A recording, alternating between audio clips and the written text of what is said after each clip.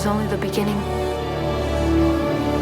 Welcome to Watch Mojo, and today we're counting down our picks for the top 10 things to expect in the Dune sequels.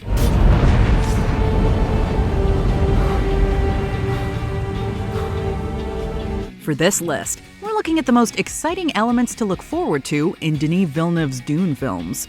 While only Dune Part 2 has been greenlit, Villeneuve has said he'd like to make a third film adapting Frank Herbert's sequel novel Dune Messiah.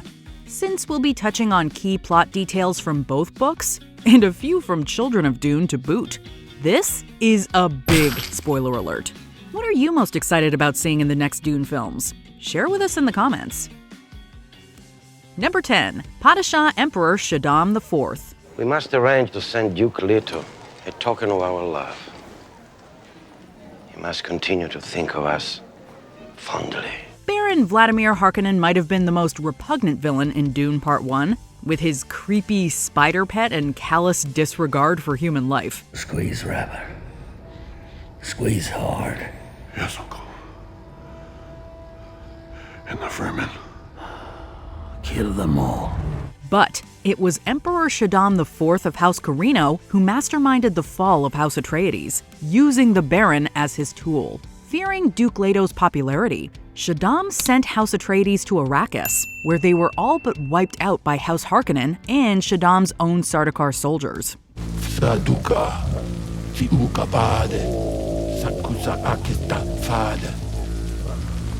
Just so? While Shaddam was introduced early in David Lynch's 1984 adaptation, he has yet to appear in Villeneuve's, but will no doubt turn up in Part 2. Number 9. Princess Irulan.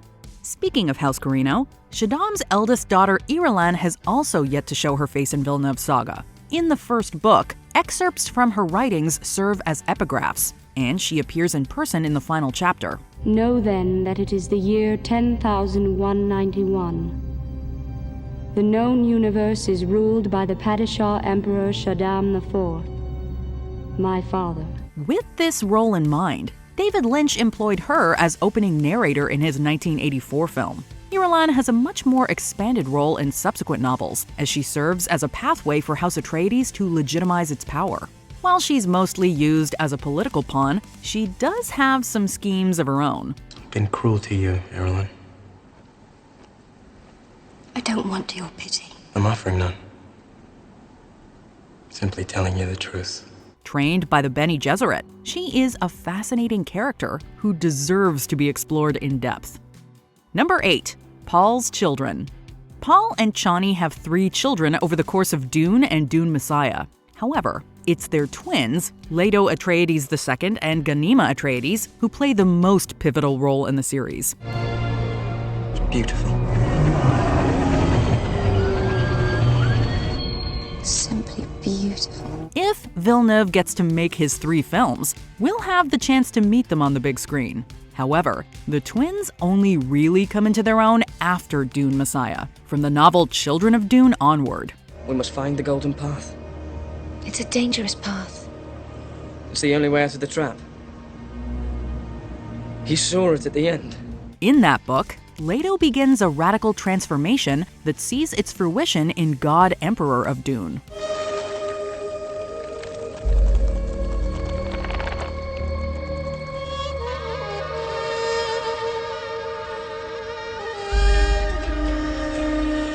Who knows? If Villeneuve decides to make a quadrilogy or pentology, we might get to see it all.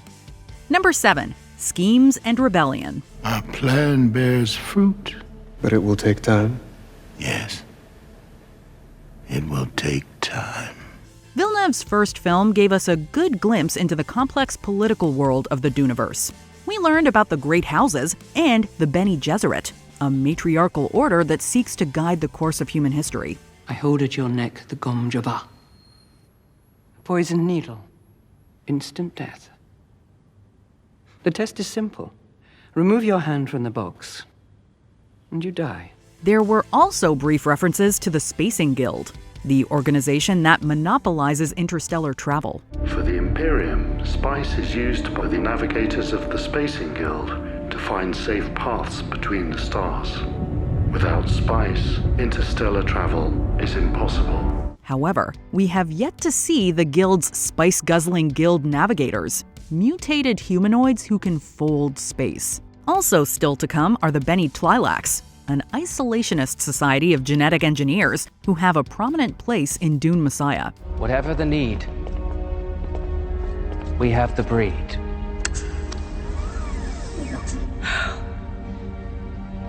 Good gods. Good chemistry. Together with disillusioned Fremen, these factions play key roles in subsequent events. Number 6. Fade Routha. 2021's Dune introduced the Baron's eldest nephew, Glossu Rabban, played by Dave Bautista. How can the Emperor take everything we've built and give it to that Duke? How? Also known as the Beast, Rabban is brutal and sadistic, but he lacks cunning. Not so with the Baron's younger nephew, Fade Routha, who Villeneuve is presumably holding back for Part 2.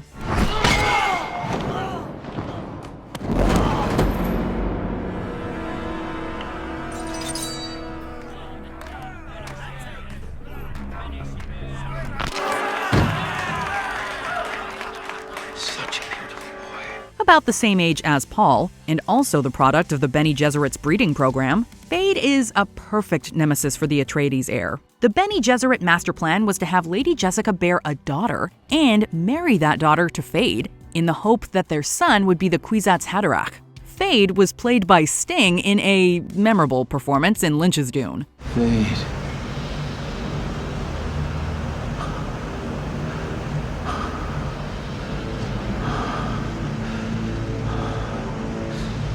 We can expect a new actor to take on the role in Villeneuve's sequel.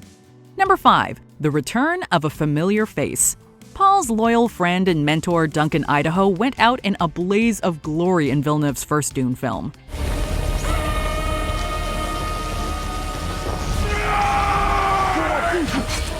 In a way, this was actually a relief because he was shortchanged in Lynch's adaptation, which killed him off earlier than in the source material.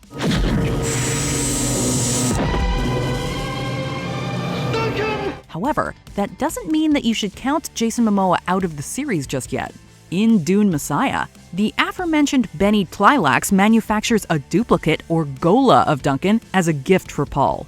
What is your name, Gola? They said it was Duncan Idaho. Idaho is dead. Named Hate, this Duncan is part of a much larger plot, which we'll likely see played out if Villeneuve gets his wish for a third film. Number 4. Bigger roles for Chani and Lady Jessica. My planet Arrakis is so beautiful when the sun is low. Rolling over the sands, you can see spice in the air. Zendaya had limited screen time in Villeneuve's first Dune film, but even with those few minutes, she managed to captivate audiences, and Timothée Chalamet's Paul. It's made from a tooth of Shai-Hulud, the great sandworm. This will be a great honor for you to die holding it. Her character Chani will have a much larger role in Dune Part 2, as well as any adaptation of Dune Messiah.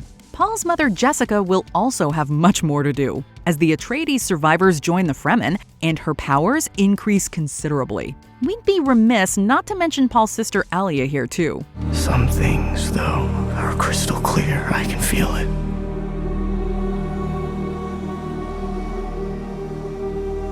I know you're pregnant. Glimpsed in Paul's vision, she'll play an important role in Part 2, and even more so in Children of Dune if Villeneuve decides not to stop at 3 films. Number 3. Bring on the Sandworms. I serve only one master. His name is Shai-Hulud. Without the Sandworms, Dune wouldn't be Dune. But their appearances in the first film were relatively brief.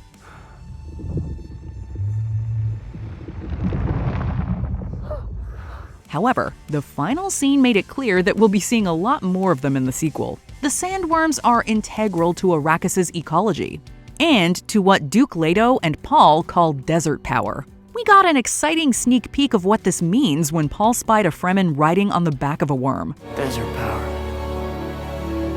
This is only the beginning.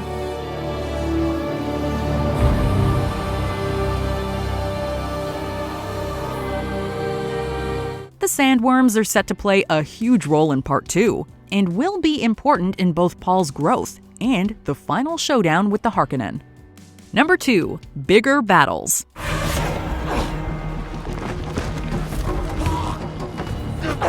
Through rigorous training, Bene Gesserit sisters are able to exert absolute control over their nerves and muscles. This becomes the basis for the Weirding Way, a combat style that Paul teaches to the Fremen. Somewhat infamously, David Lynch decided to swap this out for sonic weapons in his adaptation, because he didn't want, quote, kung fu on sand dunes.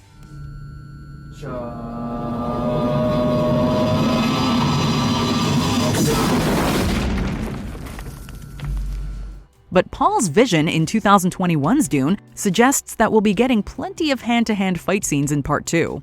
The sequel will focus on Paul's guerrilla campaign against House Harkonnen.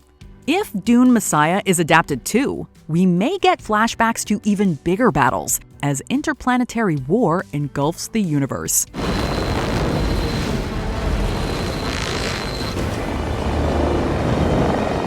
Before we continue, be sure to subscribe to our channel and ring the bell to get notified about our latest videos. You have the option to be notified for occasional videos or all of them. If you're on your phone, make sure you go into your settings and switch on notifications.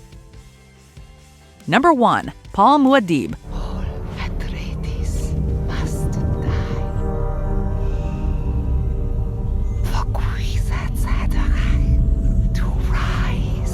At its heart, Dune Part 1 is the story of a young Paul Atreides as he discovers a harrowing future ahead of him.